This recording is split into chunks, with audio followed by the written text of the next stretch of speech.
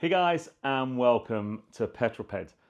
Now last year I was very lucky to be invited to the Dakar by Audi, and the days we spent in Saudi Arabia following the Dakar, getting so close to the team, were fascinating, not only from a motorsport perspective, but for me, the technology side of me, the engineer in me just found the process amazing, spending so much time with the engineers talking about the incredible Audi Dakar car.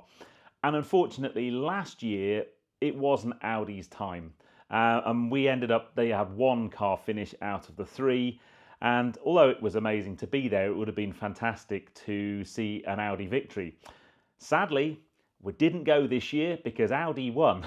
And the legend that is Carlos Sainz Snr won the Dakar for the first time. Audi won the Dakar for the first time. But it got me thinking, in a world where we are going all electric, is there another alternative? Or should I say, are there other alternatives to propulsion of vehicles? Can we learn from motorsport? Can we learn from the Dakar?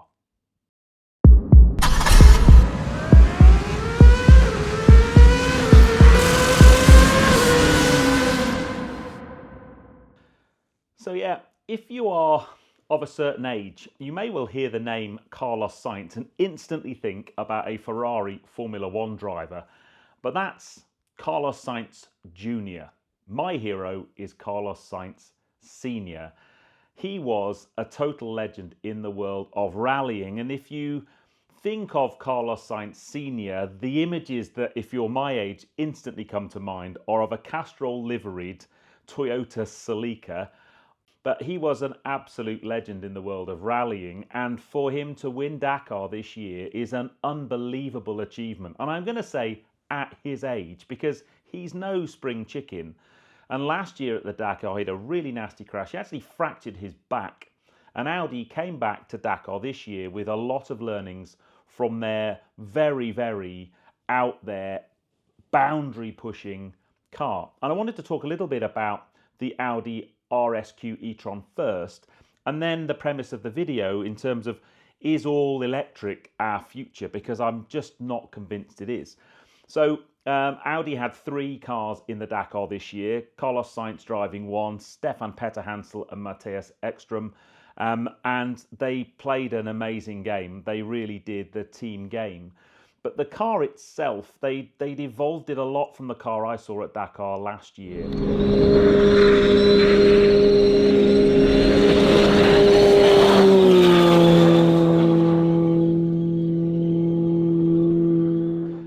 Weight-wise, it was a little bit heavier than, so the minimum weight of the T1 class cars is 2,010 kilos. The Audi is 2,100 kilos, so it's a little bit heavier than it could be, but they dropped quite a bit of weight to get that weight down compared with last year's car. There's a power increase in the car this year from 270 kilowatts to 286 kilowatts. Now, in old money, that's about 389 horsepower, because the RS Q e-tron has an amazing drivetrain. It basically has two Formula E motors and a 52 kilowatt hour battery pack. So it runs as an electric car. And the reason it does that is because the torque and power delivery you get from an EV is perfect for driving in the dunes. Unfortunately, if you just went battery electric, it would be a pretty short race. The range is the issue. Just look at Extreme E. Amazing looking cars, but the races aren't particularly exciting and the range is quite poor. So they wanted that drivetrain, but they needed to work out how they were going to extend the range. So what they did was basically plug in a German touring car engine to the back of the car, that when the car's going along, the drive itself comes from the electric powertrain. So it is running as a battery electric vehicle, if you like, but the engine on the back is running as a generator. It's running at a constant RPM, charging that battery pack at 200 kilowatts. And the reason I wanted to kind of talk about that is, if we think about motorsport and the technology evolutions that have come from motorsport that filter their way down into the world of road cars. Now, interesting, when I was with Audi, I spent a lot of time with the engineers and a lot of time with the kind of Audi team. And one of the questions I asked was, is this a technology that you are looking at running into your road car program? And the answer was, at the moment, no. But it is a really interesting test bed. When you look at something like Dakar, a lot of the manufacturers get involved in Dakar, or frankly, any form of motorsport, to push boundaries, to drive technology. And that technology often filters down into their road car programs. If we think about motorsport moving into road cars and some of the technologies that we found, I've written down a couple. I'm sure if you can think of any more, put them in the comments. But paddle shift gearboxes. How many of you are currently driving a paddle shift car?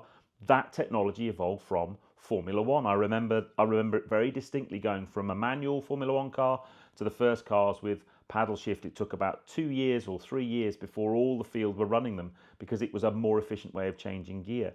Ceramic brakes. Many of you with performance cars will have carbon ceramic brakes, and they started off life in motorsport. If you think about aerodynamics, you've either got underbody aerodynamics. So if you've got a sports car, you might have a front splitter, a rear diffuser, flat underbody. All that technology came from motorsport and circuit racing.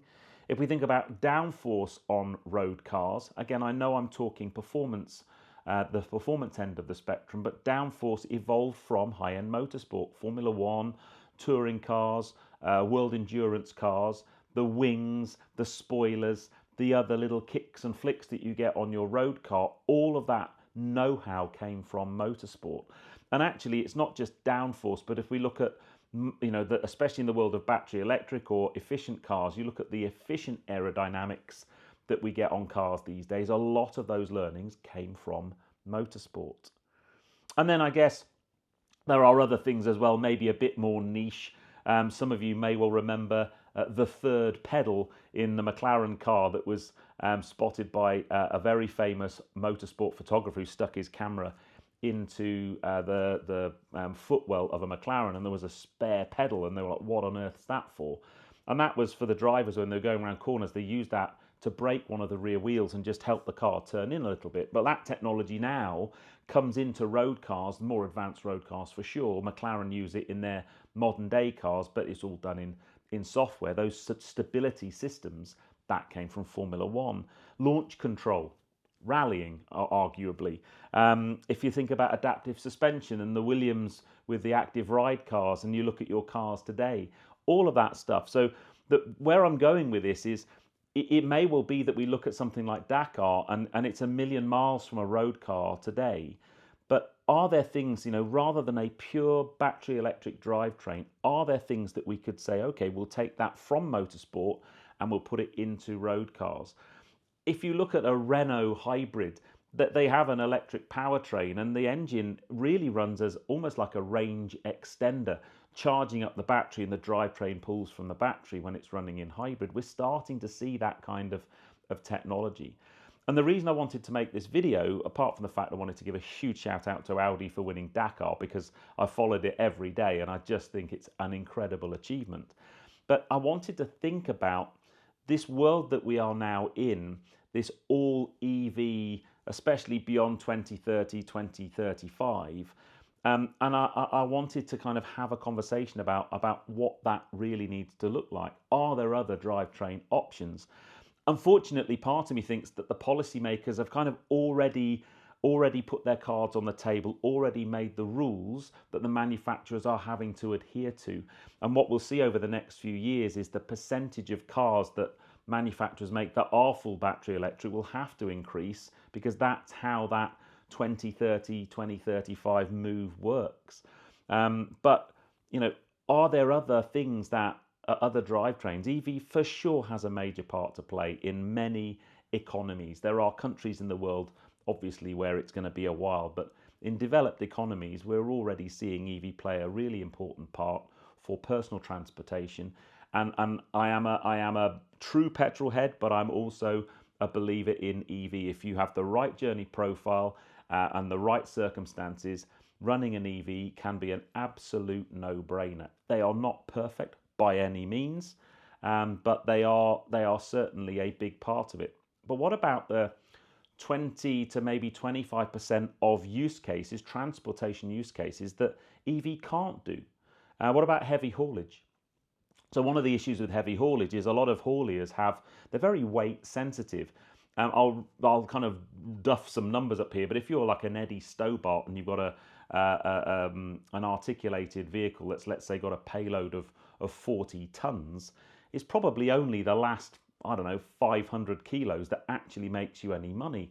So if you're going to run an electric truck, and the battery pack of that, let's say like the Tesla Semi, the battery pack on that is £8,000. What's that in that's what, 5.5 tons?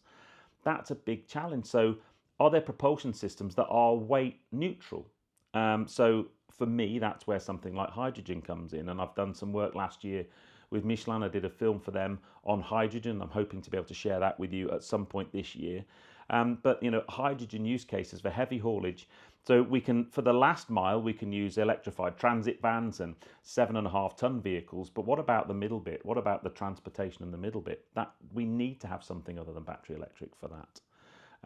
Oh, by the way, if you're saying, well, Tesla have got their Semi and Pepsi use it, I've seen pictures of Pepsi using it. Well, they do. My understanding is they only use it to deliver crisps because if they were delivering Pepsi, the weight thing just doesn't make the numbers stack up, unfortunately. Agriculture is another one. And then finally for us, motorsport. We're all petrol heads at the end of the day. And although there are electric motorsports, Formula E, I have to mention that. I think they're trying really hard. They're doing a good job. They've changed some things to make it more interesting. I went to Formula E for the first time last year and actually really enjoyed it. There's a lot more emphasis on the driver. There's no live telemetry coming from the cars. The driver has to make lots more decisions. But talking to the engineers, the R&D drive to improve traction control systems, battery management systems, engine or motor efficiency is really, really interesting. Again, that drives into the road car program. I was with DS at the Formula E, and many of the things that they're learning in their Formula E program will end up going into their road car program. So there's another example of motorsport really, really helping out there. Then we can think about things like e-fuels, hybrids, or you combine the two together, and that's that Audi Dakar car. That's exactly the space where that sits. And I guess you could argue that for performance cars. And I know there are some amazing performance EVs, Rimacs, Niveras, and so on. But, you know, are there or is there room for that kind of technology to go into performance cars? Hydrogen fuel cell performance cars, hydrogen combustion performance cars. And that leads me to the last bit, really, the bit that we end up getting stick for as creators on YouTube. And that is the tribal nature of if you like, I'm going to call them propulsion fans. So you're petrol head through and through, and it's petrol or nothing. EV's the devil. Anybody who likes an EV is an idiot. It's all a scam. It's all a complete, you know, thing by the government to get us out of petrol cars. Or you're an EV lover and petrol's the devil, and anyone who drives a petrol car kills polar bears, and we've got to save the planet. And then hydrogen, yeah, but we can't make it. There's no infrastructure. There's always an excuse or a reason to have a go at the other camp. And what I try and do on my channel is to look at all of those without favour. I'm just a petrol head, and I think you can be a petrol head and enjoy all of those different types of propulsion. I just love cars. I can get joy out of driving a petrol car, I can get joy out of driving an electric car, and I can get joy out of driving a hydrogen fuel cell car. And what I want to try and do on the channel this year is to continue that mix. But at the end of the day, I am a petrol head, and I just love cars. So one of the things I am going to just end up getting, I know, is hate, especially my channel's called Petrol Ped. So whenever I review an electric car, I always get a bit of grief for that. But that was just no forward planning. When I set the name of the channel Petrol Ped, I am a petrol head, and my name is Peter, or Pedro to my friends, or Ped for short. Petrol Ped, petrol head. I thought it was really clever 8 years ago. Maybe I should have had more of a crystal ball to look into to see how things were going to progress. So one of the just as we end up or finish this video up, otherwise it's going to be a very long video, is I will continue to try and bring a mix. However, if we look at today's new car market, and one of the things I do a lot of on the channel, as I'm sure you will know, is review new cars to market. And nowadays, those new cars to market are almost certainly, or certainly dominated by hybrids and battery electric vehicles. So when I get invited to a new car launch or a media drive day, the chances of it being an electric or hybrid car nowadays is about 90%. So I will still continue to do that, but that means there will be a proportion of battery electric and hybrids on the channel. Press cars, I can get petrol, diesel, hybrid, electric press cars. I do have a bit of a challenge actually for the next few months. We're going to have some building work starting at home very shortly, and that means my car charger, my Zappi home charger, is going to be out of service for a few months, which means having an electric press car is a little bit more challenging. So it may well be I don't get so many electric press cars, which I know for some of you, you'll think that's the best thing ever. But what I also want to do is the bit we haven't touched on, although I've talked about it in recent videos, is just the general cost or price of cars is going up and up and up. And what I want to try and do this year is review more affordable cars, both new cars to market, so looking at some of the electric brands coming out of China, for example, or looking at the cheaper end of cars that are new to market, because I know many of you are worrying about, if you want to buy a new car, you're just being priced out of the market, basically. And I'm also going to start looking at some used cars, again, cross-platform. There's a big used EV market, and arguably there's some fantastic bargains to be had right now with used EVs. So I'd love to know what you guys think. I'd love to know your views. I am trying my best not to be a singular, only EV, only petrol. I want to do everything. And it was interesting, I was at the What Car Awards last week. I'm talking to a few press teams and a few different manufacturers, and the thing that came out is that I am an unusual channel that does that. Normally you will nail your colours to the mast and that's what you're going to be. I don't want to be that guy. I want to explore everything. I want to try and share with you options, other things. I want you to have an open mind just like I have. But please put in the comments below any motorsport evolutions that I missed, because I'm sure there are loads, and what your general thoughts are for different propulsion systems.